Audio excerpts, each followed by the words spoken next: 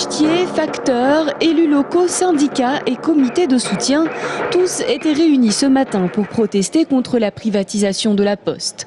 Un changement de statut qui, selon eux, ne ferait qu'amplifier la situation déjà jugée difficile dans le groupe postal. Sur le département en 2004, on comptait 164 bureaux qui étaient ouverts donc du lundi au samedi et toute la journée. Aujourd'hui, ils sont au nombre de 37 et on sait qu'il y a de futures réorganisations qui prévoient effectivement encore d'en supprimer, puisque ça a été annoncé aussi clairement, d'ici à 2012, c'est 52 000 emplois en moins à la Poste. En effet, derrière la question de la privatisation, l'avenir des emplois postaux est au cœur des préoccupations. Parmi les manifestants, la totalité du personnel de la Poste de Château-Renaud-Monnais était présente. L'occasion pour eux de dénoncer leurs conditions de travail qu'ils jugent de plus en plus délicates suite à des suppressions de postes et départs en retraite non remplacés.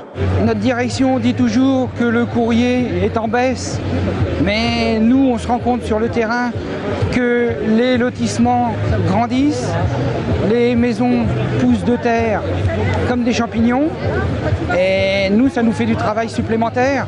Après un arrêt devant la direction départementale de la Poste, les manifestants se sont enfin rendus à la préfecture.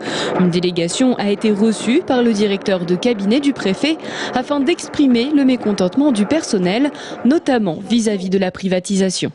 Nous avons également réaffirmé notre volonté qu'un référendum national soit effectué de façon à ce que l'ensemble de la population puisse s'exprimer par rapport à ce changement de statut. En effet, la Poste est un bien qui appartient à tout le monde et donc tout le monde doit pouvoir s'exprimer par rapport à ça. À ce jour, une trentaine de municipalités du département a donné son accord pour cette consultation publique.